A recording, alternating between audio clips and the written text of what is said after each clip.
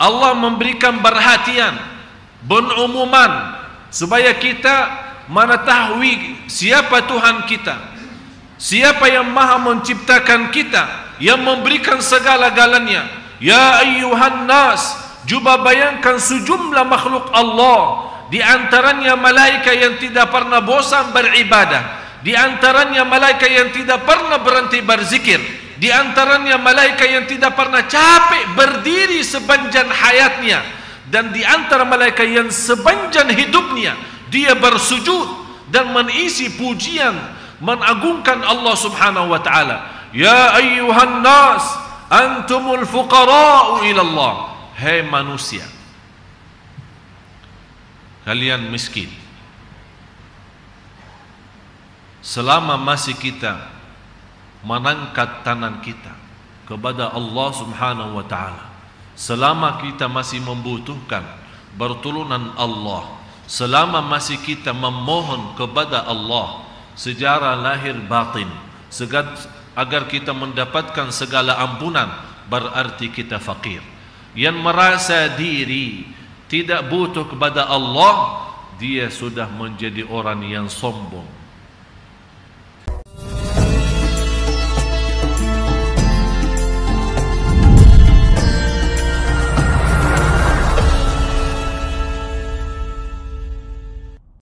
Dari langit pertama sampai langit yang kedua, perjalanannya 500 tahun. Lebarnya satu langit sendiri 500 tahun. Sampai Rasulullah sallallahu alaihi wasallam menceritakan sebagian apa yang dilihat oleh sallallahu alaihi wasallam waktu Isra Mi'raj. Di antara cerita Rasulullah SAW waktu dia naik dan tembus dengan malaikat Jibril, dan setiap berhenti di langit ternyata ada pintu-pintunya dan ada yang jaga. Habis minta izin oleh malaikat Jibril untuk pintu, dan ditanya sama yang jaga, siapa? Malaikat Jibril menjawab, saya Jibril. Dan siapa? Dan Muhammad sallallahu alaihi wasallam. Kata malaikat yang menjaga, kami diperintahkan tidak boleh buka pintu langit kecuali untuk malaikat Jibril dan Nabi Muhammad sallallahu alaihi wasallam. Dibuka langit yang pertama dan dilihat oleh Rasulullah SAW hal-hal yang dahsyat. Apa yang dilihat oleh Rasulullah SAW bukan hanya berjumpa dan bertemu dengan para nabi dan rasul, terutama nabi kita, nabi ayah kita, semua keturunannya Nabi Adam alaihi salam. Sampai kata Rasulullah SAW, saya melihat Nabi Adam alaihi salam setingginya melebihi 70 meter. Setingginya Nabi Adam 70 meter ya. Jadi berapa jamaah Sunda Kelapa kira-kira? Setingginya 70 meter. Dan kalau dia lihat ke sebelah kanannya, senyum dan bangga, senang. Dan kalau dia lihat ke sebelah kirinya, nangis. Heran Nabi Muhammad SAW bertanya kepada malaikat Jibril, kenapa ayahku kalau dia lihat ke kanan senang dan senyum, kalau dia lihat ke kiri dia nangis? Kata malaikat Jibril, yang dilihat sebelah kanannya adalah keturunan Nabi Adam ahli surga, dan begitu dia melihat keturunannya yang masuk surga mesti senang dan bangga. Tapi begitu dia lihat keturunannya yang sebelah kiri, ternyata yang dihukumkan masuk neraka, Nabi Adam alaihissalam sedih dan nangis. Mudah-mudahan kita termasuk orang yang dilihat oleh Nabi Adam yang di sebelah kanan, bukan yang di sebelah kiri. Dan kata Rasulullah SAW, di situ di langit saya melihat dengan dahsyatnya dan kekuasaan makhluk Allah, miliaran malaikat. Rasul hanya menceritakan malaikat yang mengisi langit. Uttatis sama wa hukka laha an ta'id, kata Rasulullah SAW. Artinya apa? Hampir langit itu mau jatuh, karena langit itu terdiri tanpa tiang yang kita lihat. Apa yang disandarkan dan menahan langit tidak jatuh, malah terisi. Kata Rasulullah SAW, saking banyak malaikatnya, kata Rasulullah SAW, saya khawatir langit itu akan jatuh. Tidak ada tempat sujud, tidak ada tempat sujud untuk menaruh kepala untuk sujud, pasti ada malaikat di situ. Jadi kita sujud di sini, mau lewat saja ada malaikat lagi, mau lewat ada malaikat lagi, mau lewat ada malaikat lagi. Di antaranya yang sibuk bertasbih, di antaranya yang sibuk bertahlil, yang sibuk tahmid, yang sibuk takbir, yang sibuk istighfar, yang sibuk salawat kepada Nabi Muhammad sallallahu alaihi wasallam, dan yang sibuk memuji Allah Subhanahu wa taala. Ada yang juga sejak diciptakan sampai habis dunia ini dia dalam keadaan sujud ribuan tahun, tidak ada yang tahu berapa tahunnya dia hanya dalam keadaan sujud untuk memuji Allah Subhanahu wa taala. Naik lagi ke langit yang kedua, ternyata sama. Langit yang ketiga sama. Cuba bayangkan jamaah sekalian, antara langit pertama sampai yang kedua 500 tahun perjalanannya, dan seterusnya sampai langit yang ketujuh. Begitu ketemu di langit yang ketujuh ada Al-Baitul Ma'mur. Persisnya Al-Baitul Ma'mur di atas Al-Ka'bah yang ada di bumi. Di situ kata Rasulullah SAW, saya melihat ribuan malaikat yang bertawaf. Sekali tawaf 70.000 malaikat. 70.000 malaikat kata Rasulullah SAW. Malaikat yang lain menunggu gilirannya kapan dia sempat tawaf di Al-Baitul Ma'mur. Dan Nabi Ibrahim alaihissalam bersandar di Baitul Ma'mur itu. Dan posisi ulama menjelaskan posisi Al-Baitul Ma'mur persis di atas Ka'bah yang ada di bumi. Oleh karena itu tidak ada bandara di Makkah. Ini salah satu alasan. Bukan karena kondisi Makkah gunung, tapi alasannya tidak ada pesawat bisa tembus di atas Al-Ka'bah. Karena ada sebuah ikatan antara Ka'bah sama Al-Baitul Ma'mur yang ada di atas. Begitu Rasulullah melihat ribuan malaikat, malaikat Jibril memberikan yang lebih dahsyat, biar Nabi Muhammad SAW tahu dan umatnya tahu berita itu. Ya Rasulullah, engkau melihat yang 70.000 malaikat ini yang tawaf, sekali tawaf dia berhenti, kemudian memberikan kesempatan kepada malaikat yang lain untuk bertawaf 70.000 malaikat yang baru. Yang sudah tawaf pertama tidak sempat tawaf lagi, menunggu gilirannya sampai hari kiamat. 70.000 yang sudah tawaf pertama menunggu gilirannya, antri berapa lama? Kita capek kalau antri menunggu urusan-urusan, apalagi kalau masuk bank ya. Mau store uang aja sudah capek, malah kita minta tolong teman, tolong dia berdiri, kita mah gantian giliran.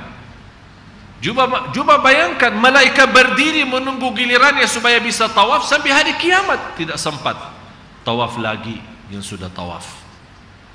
Berarti kira-kira Bapak Ibu kalau kita menghitungkan berhari saja 70.000.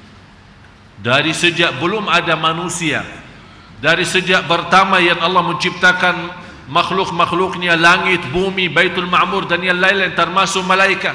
Coba bayangkan berapa ribuan, malah bukan ribuan lagi, jutaan, malah bisa miliaran malaikat. Itulah yang difirmankan Allah Subhanahu wa taala di surat Fatir ayat 15. بعد أعوذ بالله من الشيطان الرجيم يا أيها الناس أنتم الفقراء إلى الله والله هو الغني الحميد. Hei manusia, ini panggilan bukan untuk hanya orang Islam saja, malah untuk seluruh manusia. Allah memberikan perhatian, pengumuman supaya kita mengetahui siapa Tuhan kita, siapa yang maha menciptakan kita, yang memberikan segala-galanya. Ya ayyuhan nas, cuba bayangkan sejumlah makhluk Allah, di antaranya malaikat yang tidak pernah bosan beribadah, di antaranya malaikat yang tidak pernah berhenti berzikir, di antaranya malaikat yang tidak pernah capek berdiri sepanjang hayatnya, dan di antara malaikat yang sepanjang hidupnya dia bersujud dan mengisi pujian, mengagungkan Allah Subhanahu wa taala. Ya ayyuhan nas antumul fuqara'u ila Allah. Hai manusia, kalian miskin. Selama masih kita mengangkat tangan kita kepada Allah Subhanahu wa taala, selama kita masih membutuhkan pertolongan Allah, selama masih kita memohon kepada Allah secara lahir batin agar kita mendapatkan segala ampunan, berarti kita fakir. Yang merasa diri tidak butuh kepada Allah, dia sudah menjadi orang yang sombong. Dan di antara ibadah yang sederhana yang menjadi bagi orang mukmin menjadi senjata yang bisa melindunginya dirinya di dunia dan di akhirat adalah doa. Malah kata Umar Al-Khattab radhiyallahu an, yang tidak mendapatkan taufiknya Allah yang tidak pernah berdoa, malah yang selalu dapat taufik Allah yang senantiasa suka berdoa walaupun belum diterima oleh Allah. Jadi Bapak Ibu, tugas kita berdoa, bermunajat. Bukan urusan kita Allah terima atau tidak, Allah kabulkan atau tidak, itu tidak perlu difikirkan. Yang kita fokuskan bagaimana kita terus menerus berdoa kepada Allah Subhanahu wa taala. Aktsirud du'a, sambil Rasulullah pesan berbanyaklah doa. Sambil kata sahabat, ya Rasulullah, bagaimana kita berbanyak? Kata Rasulullah SAW, Allah tidak akan berhenti memberikan pertolongannya selama anda tidak berhenti doa. Allah tidak akan berhenti memberikan pertolongannya selama anda tidak berhenti berdoa. Berarti kalau kita berhenti doa, kita yang sudah memberhentikan pertolongan Allah untuk diri kita. Jadi al-muwaffaq, yang senantiasa mendapatkan taufiknya Allah, yang selalu berdoa. Apalagi doa yang terindah munajatnya di waktu malam hari. Orang semua lagi tidur, kita bangun, habis tahajud kita tumbahkan semua masalah di atas sajadah kita. Dan inti dan hikmah, tolong Bapak Ibu hafal hikmah ini.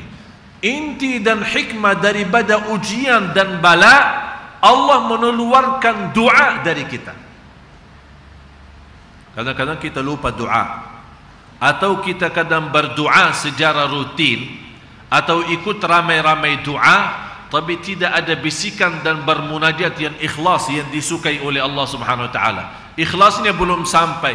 Oleh kerana itu Allah kirimkan cubaan dan ujian. Disitulah saat kita bilang, ya Allah, betul-betul lagi susah, betul-betul lagi sakit, betul-betul lagi butuh. Jadi keluarnya ya Allah betul-betul tersentuh. Orang mendengar saja bisa tersentuh, apalagi yang sendiri berdoa. Ada seorang, itu cerita terjadi sama saya sendiri di Makkah.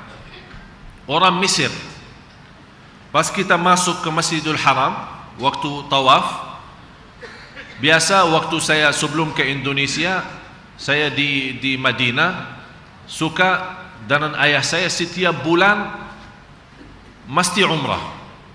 Jadi ayah saya kan istrinya dua.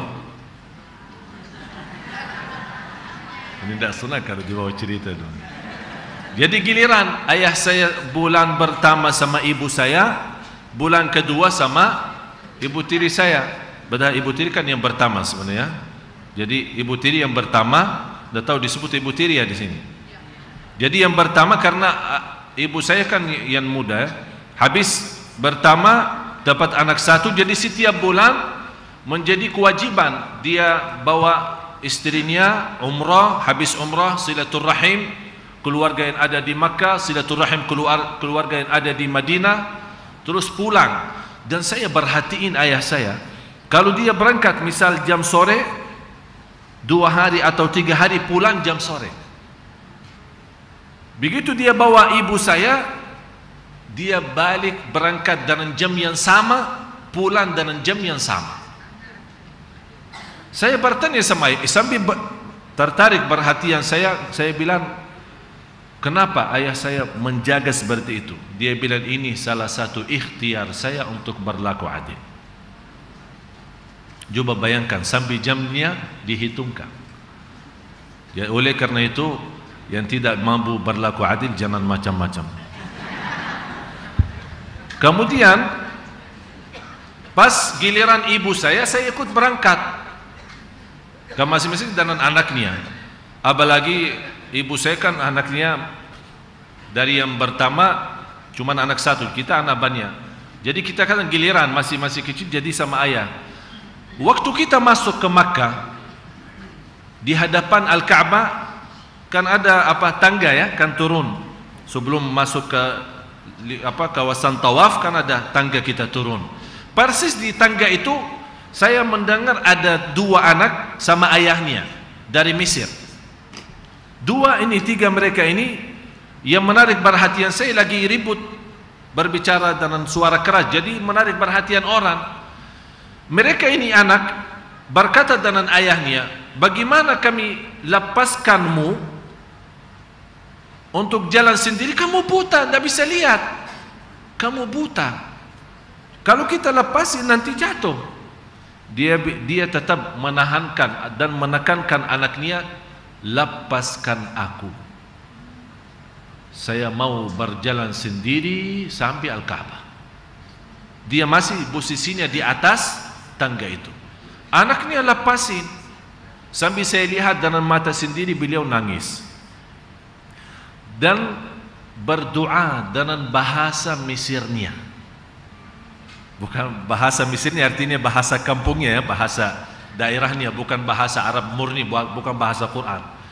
Dia berkata begini, ya Allah, dia dari lahir, ceritanya dari lahir buta. Dia bilang, ya Allah, saya datang dari jauh. Saya langsung terjemahin ya, tidak usah pakai bahasa Arabnya. Ya Allah, saya datang dari jauh, pertama kali meninjak bumi tanah suci ini. Saya punya keinginan satu, ya Allah, aku mohon, kalau memang Allah berduli sebagai hamba Allah, saya mohon sekali saja kasih saya sehat supaya bisa melihat Ka'bahmu. Habis itu silahkan ambil lagi, biar buta lagi.